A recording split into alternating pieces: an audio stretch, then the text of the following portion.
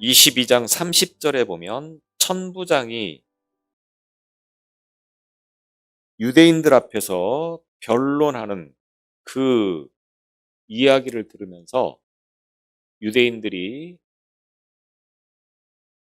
바울을 죽이려고 하는 그러한 행동을 보면서 무슨 일인가를 좀 더 자세하게 알아보고자 이 바울을 영내로 데리고 가서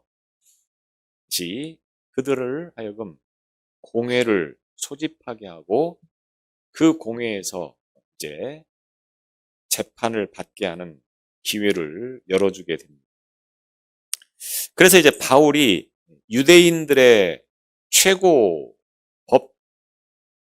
법정기관이었던 산헤드린 공회라고 하는 이곳에서 재판을 받게 되어지는 장면을 오늘 우리가 23장을 통해서 보게 되었습니다.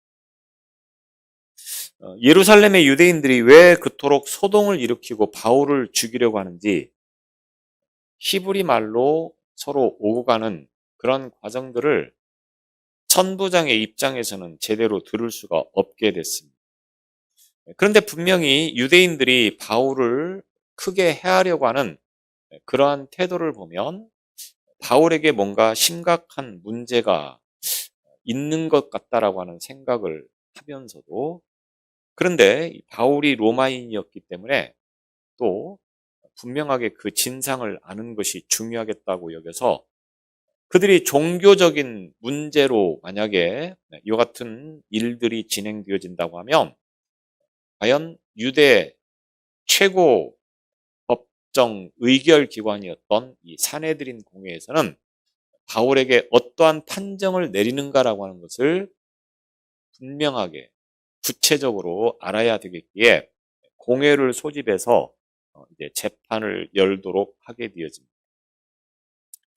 다만 천부장은 바울의 결박을 풀어주고 있는데 아직은 범죄 사실이 확정되지 않았기 때문에 이제 로마 시민이었던 바울을 자유인의 신분으로 법을 재판을 받도록 그렇게 배려를 하는 것을 보게 되었습니다.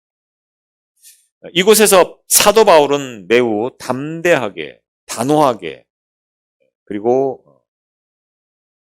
이 공회원들에게 자신을 변론하는 그런 태도를 보이게 되어집니다. 그래서 오늘 1절에 보면 여러분 형제들아 오늘까지 나는 범사의 양심을 따라 하나님을 섬겼노라 자신을 이렇게 변호하고 있습니다. 자신을 죽이려고 하는 그들을 향하여서 여러분 형제들아 이렇게 호칭을 하고 있는 그런 여유를 보이면서 지금까지 자신이 해왔던 그 많은 일들은 결코 자신의 양심에 비춰볼 때 조금도 잘못된 것이 없다고 하는 것을 단호하게 이야기를 하고 있는 것입니다. 사실 이 바울 한 사람 때문에 예루살렘이 뒤집어졌는데도 자신의 행동이 하나님 앞에 선한 양심을 따른 것이다. 이렇게 자신 있게 말을 할 수 있었던 것은 단호하게 말할 수 있었던 것은 그가 자신의 일을 한 것이 아니고 바로 복음, 예수 그리스도의 그 복음을 전하는 일을 하였기 때문에 내 생명을 걸고라도 이 복음을 전하지 않으면 안 된다고 하는 그 사명감과 그 무거운 책임감을 바울은 유감없이 펼쳐 보였다고 하는 것을 이제 피력하고 있음을 보게 되었습니다. 바울이 이렇게 단호하게 말을 하는 순간 대제사장이었던 아나니아라고 하는 사람이 바울을 향하여서 그 입을 치라 이렇게 명을 내리게 되었습니다. 아마 이때 대제사장이 아나니아라고 하는 사람이었던 것 같습니다. 유대인에게는 여러 명의 제사장이 있고 그 가운데서도 대제사장이라고 하는 그런 사람이 있어서 그가 사실은 모든 종교적인 문제에 있어서만큼은 가장 우두머리와 같은 그런 존재였다고 하는 것입니다. 이 아나니아는 전해지는 바에 의하면 AD 47년에서 58년까지 대제사장의 신분을 지키고 있었던 것으로 보게 되어집니다. 그런데 기록에 의하면 아주 탐욕스럽고 포악한 사람이었다라고 전해지고 있습니다. 심지어는 성전에 드리는 11조를 횡령했을 뿐만 아니라 영적 지도자였던 대제사장이었는데도 불구하고 폭력과 암살을 자주 일으켰던 그런 잔인한 사람이었다라고 전해지고 있습니다. 그래서 하나님의 대제사장이라고는 하지만 실제로는 하나님과는 상관이 없는 그런, 오히려 하나님을 이용해서 자기 이득만을 챙기려고 하는 악독한 종교 장사꾼이었다라고 보는 것이 오히려 더 정확할지도 모르겠습니다. 어느 시대든 이 종교를 이용해서 자신의 부를 축적하고 자신의 욕망과 탐욕을 채우려고 하는 그런 사람들은 항상 존재해 왔던 것 같습니다. 지금도 그런 사람이 전혀 없다라고 말할 수 없을 만큼 그런 모습들을 우리가 많이 볼 수 있는데, 이 아나니아가 바로 그런 부류의 사람 가운데 하나였다고 하는 것을 우리가 떠올려 볼 수 있겠습니다. 그 아나니아가 바울 곁에 서 있는 사람들에게 뭐라고 말합니까? 바울의 입을 치라, 이렇게 말하고 있어요. 바울의 입을 치라, 유대인에게 있어서 입을 치라고 하는 이 말은 가장 모독하는 말 가운데 하나가 되겠습니다. 우리식으로 표현하면 그 입을 다물라, 이렇게 매우 모독적인 그런 표현을 하는 것이 이 입을 치라 이 말인데, 한마디로 인격을 짓밟고 다시는 그 입을 통해서 어떤 말도 하지 말라, 이렇게 말을 하는 그런 상황이라고 볼 수가 있겠고, 저런 자의 말은 더 들을 가치도 없다, 이와 같은 뜻을 담고 있는 표현이 바로 이 입을 치라, 이런 표현이 될 수 있겠습니다. 바울은 자신의 인격을 모독하는 이와 같은 표현을 하고 있음에도 불구하고 전혀 굴하지 않고 더욱 담대하게 이야기를 하고 있는 내용을 우리가 3절을 통해서 봅니다. 3절에 보면 바울이 회칠한 담이여 하나님이 너를 치시리로다. 지금 대제사장을 향하여서, 자신의 입을 치라고 말하는 이 대제사장을 향하여서 바울이 뭐라고 합니까? 회칠한 담이여 하나님이 너를 치시리로다. 예수님께서도 서기관들과 바리새인들을 향하여서 회칠한 무덤이라고 하는 표현을 썼던 말씀을 우리가 마태복음 23장을 통해서 볼 수 있습니다. 유대인들은 우기가 끝난 후에 길가에 버려지는 가난한 사람들의 무덤을 하얗게 흙가루로 뿌리는 그런 풍습을 가지고 있었습니다. 그것은 아마도 시체가 있는 무덤을 부정하게 여기는 그 유대인들이 하얀 흙가루를 뿌림을 통해서 이곳은 이제 무덤이 있다라고 하는 것을 알려주어서 그것을 피해가도록 하기 위해서 바로 이와 같은 행위를 하는 것이라고 볼 수가 있겠습니다. 무덤에 하얀 흙가루를 뿌리게 되어지면 겉으로는 굉장히 깨끗하고 아름다워 보일 수 있겠지만, 그러나 그 속에서는 시체가 썩어 있어서 아주 더러운 무덤인 것처럼 예수님께서 겉과 속이 다른 이 바리새인들의 위선을 회칠한 무덤이라고 그렇게 표현을 한 것을 우리는 볼 수 있었습니다. 근데 바울이 지금 자신의 입을 치라고 했던 이 아나니아를 통하여서 회칠한 담이라고 그렇게 외치는 것도 같은 의미가 될 수 있겠습니다. 율법에 보면 반드시 두세 증인들의 증언이 있을 때만 사람의 범죄자라고 하는 취급을 하게 되어집니다. 그래서 재판을 하거나 또는 뭐 매를 때리거나 그 모든 과정들은 사실은 범죄자라고 인정이 되어질 때만 그런 어떤 재판의 결과가 나와야만 그렇게 할 수 있는데, 지금 바울은 아무런 범죄의 사실도 소명되지 않았는데 그 어떤 증인도 바울이 이와 같은 죄를 지었다라고 증언한 적이 없는데 죄인의 취급을 받으면서 이렇게 하고 있다고 하는 것은 분명히 율법을 따른다고 하는 이 사내들인 공회, 그것도 대제사장이었던 아나니아가 오히려 율법을 어기고 한 사람을 이제 죄인으로 몰아가고 있는 그런 불의하고 잘못된 것이라고 하는 것을 바울은 이와 같은 표현을 통하여서 지금 하고 있는 겁니다.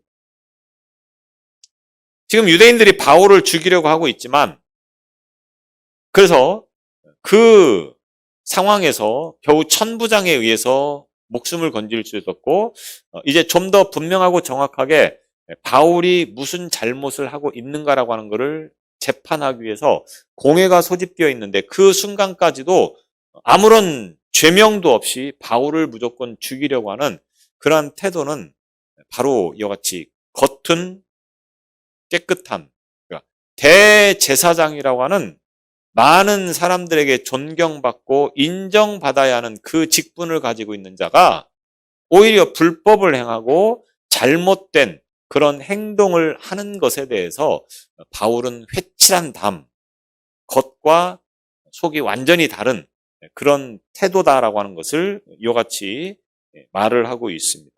그래서 아나니아의 이중성을 이와 같이 표현하면서 나는 가만히 있을 수 있지만 하나님께서는 반드시 너를 칠 것이다. 너의 그 이중성을 하나님께서는 아시고 그 죄값을 반드시 치르게 하실 것이다. 이렇게 말을 하고 있는 것입니다. 그때 바울 곁에 서 있던 사람들이 뭐라고 말합니까? 하나님의 대제사장을 내가 욕하느냐? 4절에 보면 이렇게 말하고 있습니다. 대제사장이라고 하는 신분이 하나님을 위해서 하나님께서 세우신 직분인데 감히 네가 그 대제사장을 욕하느냐? 이렇게 이야기를 합니다. 그러니까 바울이 뭐라고 말합니까? 5절에 보면 형제들아 나는 그가 대제사장인 줄 알지 못하였노라. 이렇게 이야기를 하고 있습니다. 그러면서 너의 백성의 관리를 비방하지 말라 하였느니라. 출애굽기 22장 28절의 말씀을 인용하고 있습니다. 율법을 따르는 공회에서 율법을 거스리고 폭력을 명령하는 사람이 설마 대제사장이었겠느냐? 이와 같은 표현에 대해서 학자들마다 조금씩 견해 차이를 보이고 있습니다. 왜냐하면 대제사장은 대제사장의 신분에 걸맞는 옷이 분명히 있었습니다. 만약에 이 대제사장 아나니아가 제대로 옷을 갖추고 입고 나왔다고 하면 바울이 대제사장인 것을 모를 리가 없는 거죠. 그런데 오늘 본문에 뭐라고 말하고 있습니까? 대제사장인 줄 몰랐다, 알지 못했다 이렇게 말을 하고 있다고 하는 겁니다. 그렇다고 하면 이것이 대제사장이 제대로 옷을 갖춰 입고 오지 못할 만큼 급하게 서둘러서 공회가 소집되었기 때문에 옷을 갖춰 입고 나오지 못했을 것이다 라고 보는 그러한 견해도 있을 수 있습니다. 또 바울이 만약에 대제사장인 것을 알면서도 이렇게 말을 했다고 하는 것은 대제사장이 대제사장답지 못하다 그런 것을 표현하기 위해서 이와 같이 이야기를 했을 수도 있다라고 하는 것입니다. 여튼 바울은 지금 대제사장으로서 그가 어떻게 행동을 해야 되고 어떤 상황을 정확하게 판단을 해서 재판을 해야 되는데 그 모든 과정들을 무시해버리면서 오히려 죄인 아닌 나를 죄인처럼 다루는 그것 자체가 대제사장으로서의 본분에 어울리지 않는다고 하는 의미가 분명히 담겨져 있다라고 하는 겁니다. 그래서 나는 그가 대제사장인 줄 알지 못하였노라. 어떤 사람이 저를 가르쳐서 나는 그가 목사인 줄 알지 못하였노라. 이렇게 말을 한다고 하면 그 의미는 무엇이겠습니까? 목사가 어떻게 저렇게 살 수 있느냐라고 하는 그런 의미일 것입니다. 목사가 전혀 목사 같지 않을 때에 나는 그가 목사인 줄을 모르겠노라. 이렇게 이야기를 할 수 있다고 하는 겁니다. 비단 목사뿐만이 아니라 모든 성도들에게 다 이런 표현들이 적용되어질 수 있습니다. 여러분이 주위에서 여러분의 주위 사람들로 하여금 나는 그가 권사인지, 그가 장로인지, 그가 집사인지 몰랐다. 이렇게 말을 듣는다고 하면 그 사람은 분명히 생각해 볼 필요가 있습니다. 우리는 어디를 가도 누구에게든지 내가 어떤 사람인가라고 하는 것을 분명히 보여줄 수 있는 신앙이 되어져야 된다고 하는 거예요. 그렇지 못한 것은 왜 그렇습니까? 세상 사람들과 믿지 않는 사람들과 다를 게 하나도 없기 때문에 결국 그런 이야기를 듣게 되어진다고 하는 겁니다. 우리가 어떤 직분을 가지고 있는 것에 대해서 대수롭지 않게 여기는 경우들이 참 많습니다. 그러니까 교회에서 주는 직분을 굉장히 하찮게 여기는 경우들이 참 많다고 하는 겁니다. 세상에서 어떤 직장에서 내가 어떤 직분을 가지고 있으면 그거를 굉장히 자부심을 가지고 자랑스럽게 생각할 터인데 그런데 교회에서 주는 직분은 별로 하찮게 여기고 대수롭지 않게 여기는 경우들이 많다고 하는 겁니다. 물론 큰 교회 가면 그 직분을 굉장히 명예로 생각하여서 서로 받으려고 난리입니다. 그런데 대다수의 교회에서는 자기의 직분에 대해서 굉장히 대수롭지 않게 여긴다고 합니다. 내가 집사가 되었다. 내가 권사가 되었다. 내가 장로가 되었다. 여러분은 얼마만큼 이 직분에 대해서 자부심을 가지고 있습니다. 그냥 개나 죄송합니다. 아무나 다 받는 그런 직분이니까 나도 받았다. 이렇게 생각하고 계시지 않습니까? 그렇게 생각하지 않기를 바랍니다. 하나님이 주신 것이지 아무나 그래서 물론 직분을 줄 때도 굉장히 신중하게 해야 되겠죠. 오래 다녔으니까 많이 나왔으니까 준다. 저는 절대 여기에 동의하지 않습니다. 물론 직분을 줌을 통해서 그분이 더 신앙이 성숙해지고 더 잘하는 경우도 있겠지만 직분은 그러라고 주는 것이 아니기 때문에 신중해야 되겠고 또 내가 어떤 직분을 받았을 때는 내가 그만한 자격과 능력이 주어져서 사실 직분을 받는 경우는 거의 없습니다. 제가 목사가 된 거는 목사의 자격이 있고 능력이 있어서 되는 것이 아니라고 하는 거예요.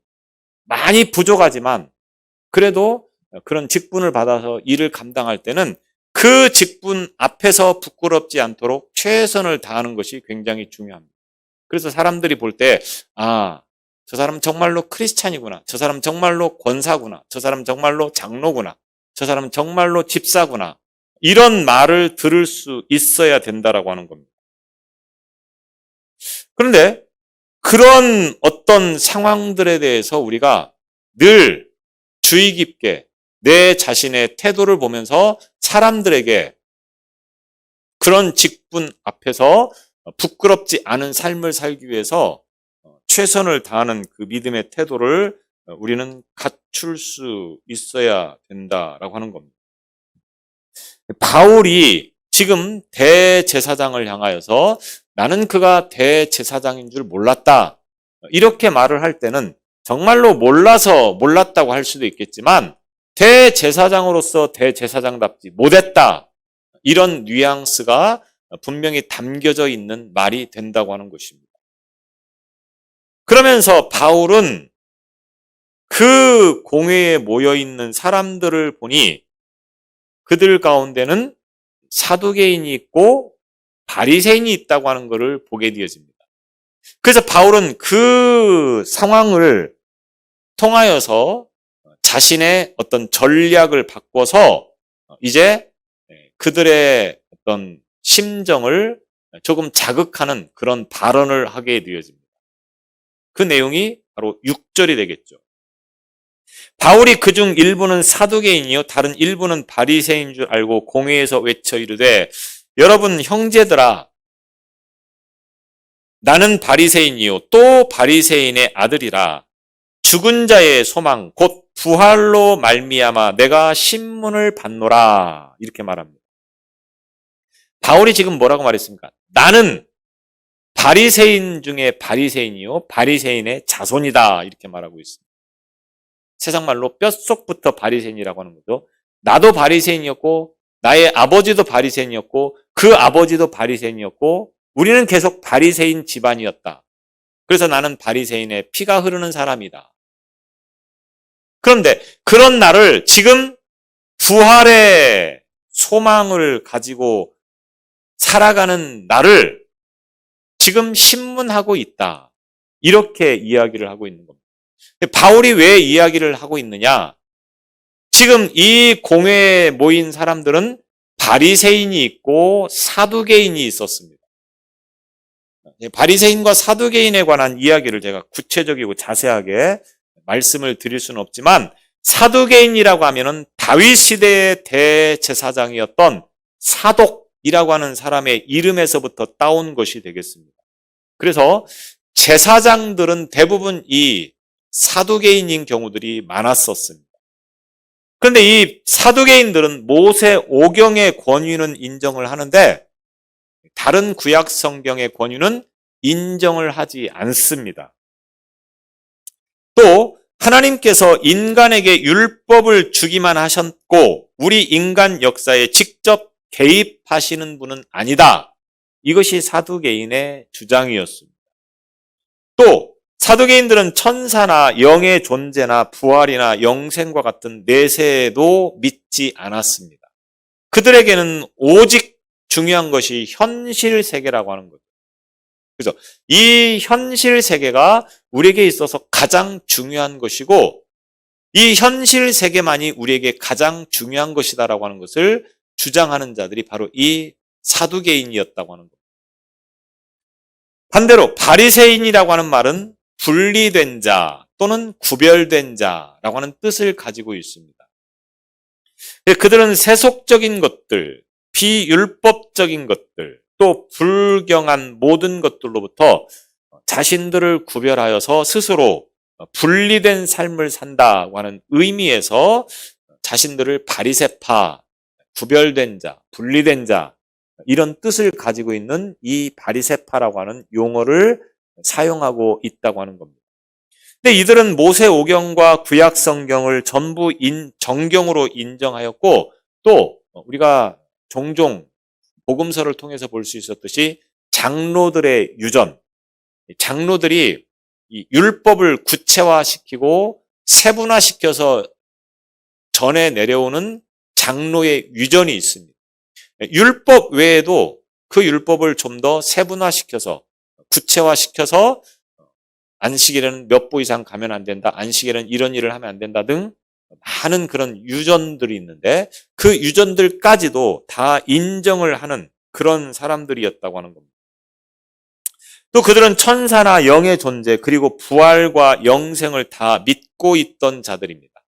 타락한 제사장들이 유대교를 잡고 있는 것에 반대하면서 엄격하게 율법을 준수하는 바리새파였기 때문에 서민들에게 이 바리새인들은 굉장히 존경받는 자들이었다. 이렇게 볼 수가 있겠습니다. 이와 같이 사두개파와 바리새파가 신학적으로 완전히 사실은 등을 돌리고 있는 적대 관계에 있었다라고 이야기를 해도 과언이 아닌 그 사이가 바리새인이었고 사두개인이었다고 하는 겁니다. 그래서 이들 사이에는 늘 분쟁이 있고 다툼이 있었습니다. 왜? 서로 신학적으로 다른 부분들이 많았기 때문에. 그런데 이들이 어떤 일에 하나가 되어지는 경우들이 종종 있었습니다. 그때가 언제냐? 우리가 잘 알다시피 예수님을 십자가에 못 박아 죽이려고 할 때, 또 예수님을 죽여야 된다고 하는 일에 이들이 하나가 돼서 했던 일들을 우리는 복음서를 통해서 많이 볼 수 있었습니다.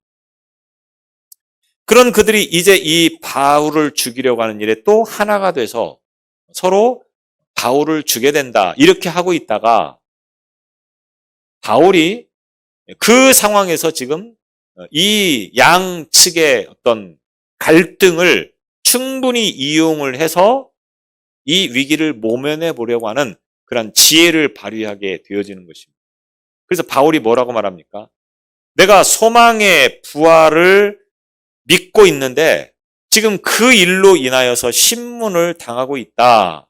이렇게 이야기를 하는 것은 누구에게는 반감을 일으키는 내용입니까? 사두개인들에게는 반감을 일으키는 내용이고 반대로 바리새인들에게는 지지를 받고 옹호를 받는 그런 발언이 되어진다고 하는 겁니다. 그래서 오늘 본문에 뭐라고 말합니까? 8절에 보면 이는 사두개인은 부활도 없고 천사도 없고 영도 없다 하고 바리새인은 다 있다 함이라. 사두개인과 바리새인의 갈등을 지금 바울이 부추기고 있다. 이렇게 표현을 해도 뭐 어느 정도 수긍을 할 만한 그런 내용이 되어진다고 하는 겁니다. 그런데 반대로 바리새인들은 이 바울의 말을 듣고 갑자기 태도가 돌변합니다. 왜? 자기가 바리새인이었고 자기의 조상들도 바리새인이었다고 하는 말을 듣고 아, 쟤는 우리 편이다. 이렇게 공감을 하기 시작한다고 하는 겁니다. 거기다 대고 또 부활로 인하여서 지금 신문을 받고 있다. 이 말을 들으니까 자기들이 믿는 그 교리를 이야기하고 있으니까 그 일로 인하여서 신문을 받는다고 하는 것은 말이 안 된다고 하는 거예요. 그러니까 이 바울을 변호하고 나서기 시작합니다. 그래서 9절에 보면 크게 떠들새 바리새인 편에서 몇 서기관이 일어나 다투어 이르되 우리가 이 사람을 보니 악한 것이 없도다. 바울은 악한 것을 해서 지금 이 자리에 있는 것이 아니다. 악한 짓을 한 적이 없는 것 같다. 이렇게 말을 하면서 덧붙여 뭐라고 말합니까? 혹 천사가 그에게 말하였으면 어찌하겠느냐. 지금 이 모든 일들을 하는 데 있어서 천사가 이 말을 하고 있다고 하면 만약에 우리가 지금 크게 잘못하고 있는 것이다. 그러니까 이 신문을 재판을 당장 멈춰야 된다. 이런 의도에서 이렇게 이야기를 하고 있다고 하는 것입니다. 바울의 어떤 지혜라고 하면 지혜일 수 있는 그 상황을 적절하게 잘 활용을 해서 이제 위기를 벗어나려고 하는 그런 바울의 태도를 우리가 보게 되었습니다. 그러니까 사두개인이 이 말을 듣고 가만히 있지 않겠죠. 자신들은 부활을 믿지 않고 있기 때문에 그런 거는 하등의 문제가 되지 않는다고 하는 겁니다. 그래서 결국 어떤 일이 벌어집니까? 사두개인과 바리새인이 서로 다투게 되어지는 그런 일이 벌어지게 되어지는 겁니다. 그래서 10절에 보면 큰 분쟁이 생겼다. 이렇게 이야기를 하고 있습니다. 큰 분쟁이 일어났다. 이것은 무력을 동원한 다툼이다. 라고 하는 뜻을 가지고 있습니다. 그러니까 서로 치고받고 싸웠다. 이 말입니다. 공회원들이 같이 이제 바울을 죽이려고 했다가 바울의 이 한마디가 결국은 서로의 갈등을 일으키게 되고 뭐 최고의 법정 기관이라고 하면 우리나라의 예를 들어서 재판관이나 이런 판사, 검사, 변호사가 재판을 진행하고 있는 그 장면을 보면 굉장히 단호하고 엄숙하고 또 어떤 위협적인 그런 태도를 우리가 볼 수 있습니다. 그런 사람들이 서로 치고받고 싸우는 웃지 못할 광경이 지금 연출되고 있는 거죠. 사람들은 이렇게 자기의 어떤 진영 논리에 의해서 서로 적대 관계에 있는 그런 경우에 싸우는 일들을 우리가 많이 보게 되어집니다. 그래서 우리 국회도 보면 여야가 점잖게 정장을 차려입고 한참 의정을 논하다가 갑자기 서로 치고받고 싸우는 장면을 텔레비전에서 보면서 가장 재미있는 코미디를 보고 있는 그런 광경들을 우리가 보게 되었습니다. 이 지금 사내들인 공회원들이 그런 꼴을 보이고 있다, 이렇게 이야기를 할 수가 있겠습니다. 문제는 이 바울이 이런 상황에서 찢겨질까 하여, 바울이 그들에게 찢겨질까 하여, 찢겨질까라고 하는 이 말은 산산조각나다, 박살나다, 이런 뜻을 담고 있습니다. 그러니까 지금 이 둘의 싸움에 의해서 바울이 문제가 생기고 어떤 문제가 일어날까봐, 다칠까봐 천부장이 빠르게 바울을 구해오고 있다고 하는 겁니다. 그래서 이 바울을 다시 안토니오 요새라고 하는 곳으로 데리고 가는 것입니다. 바울이 처음 잡혔을 때 말할 기회를 주었고, 또 로마 시민인 것이 밝혀지면서 이제 이 바울을 상당히 정중하게 대했던 것을 보게 되어집니다. 그리고 지금 이 순간에도 사내들인 공회, 유대인의 최고 의결 기관에서 자기들끼리 서로 치고받고 싸우는 이 광경에서도 바울이 다칠까봐 누가 보호해주고 있습니까? 로마 군인들이 보호를 해주고 있다고 하는 겁니다. 이상한 것은 유대인이었던 이 바울이 유대인에 의해서 괴롭힘을 당하고 죽음의 위기를 넘기는 반면에 이방인이 오히려 그 바울을 보호해주는 그런 웃지 못할 풍경이 계속해서 연출되어지고 있다고 하는 사실입니다. 하나님의 역사하심이라고 하는 것이 바로 이런 것이라고 하는 겁니다. 사람의 생각과 논리와 어떤 기준을 가지고 볼 때는 바울이 지금 누구의 보호를 받아야 됩니까?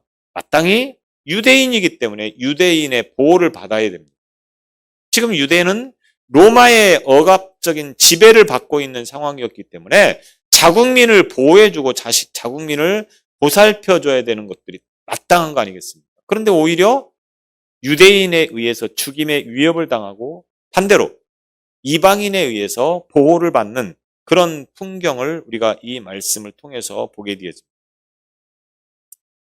이와 같은 사실들을 통해서 하나님의 일하심이라고 하는 것은 우리의 생각과 우리의 기대와는 전혀 다른 양상에서 펼쳐지는 경우들이 참 많다고 하는 겁니다. 그러니까 우리가 넘겨짚거나 우리가 먼저 생각할 필요가 없는 겁니다. 하나님은 하나님의 백성을 반드시 보호해 주시고 하나님의 일하심에 의해서 지장을 받지 않도록 반드시 해주시는 분이라고 하는 것을 우리가 믿고, 우리는 그 하나님을 바라봐야지 사람을 바라보고 환경을 바라보고 형편을 바라보는 그런 태도를 가져서는 안 된다고 하는 것을 우리가 이 바울에게서 배우게 되었습니다.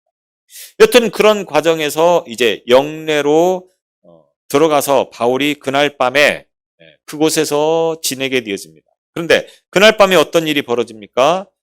주께서 바울 곁에 서서 이르시되, 그 영내에 있는 바울에게 주님께서 오셨다고 하는 겁니다. 그러면서 바울에게 말합니다. 담대하라. 내가 예루살렘에서 나의 일을 증언한 것 같이 로마에서도 증언하여야 하리라.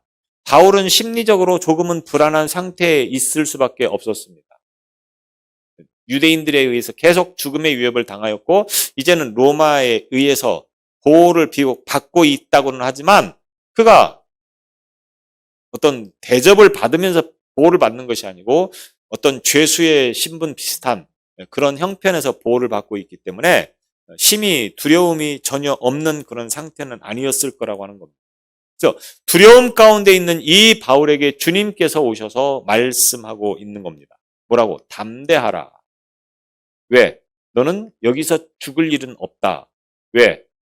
네가 예루살렘에서 복음을 전했던 것처럼 그토록 꿈꾸었던, 그토록 가고 싶어 했던 로마에 가서 너는 복음을 전할 일이 아직 남아있다. 그때까지는 내가 너와 함께 하겠다. 예수님께서 이렇게 말씀을 하셨다고 하는 거예요.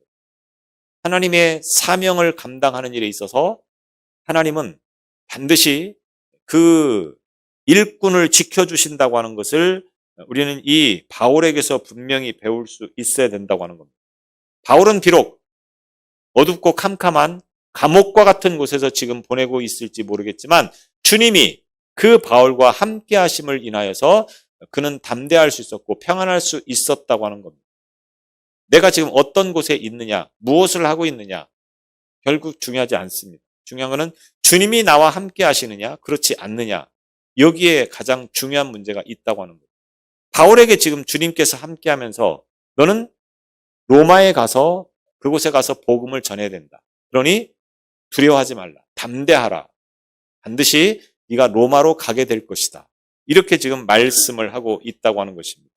오늘 바울의 삶에 참 많은 우여곡절이 있습니다. 그러나 그 모든 우여곡절 속에서 하나님은 바울을 버리신 적이 한 번도 없고 그를 반드시 지켜주시고 그를 반드시 인도해 주셔서 오늘에 이르게 하셨고 그리고 이후로도 아직 해야 할 일이 남아있기 때문에 그 바울을 지켜주시겠다고 말씀하고 있습니다. 이것은 오늘 저와 여러분에게 주시는 말씀이라고 하는 겁니다. 오늘 내가 주님의 일을 하는 그러한 믿음의 일꾼으로 세움받았다고 하면 하나님은 반드시 나의 삶을 지켜주시고 나의 삶의 모든 것들을 인도해 주시는 그러한 하나님이신 것을 믿고 그 하나님과 동행하는 삶을 살아가는 그래서 주어진 사명을 잘 감당하는 오늘 저와 여러분의 믿음이 되시기를 바랍니다. 기도하겠습니다.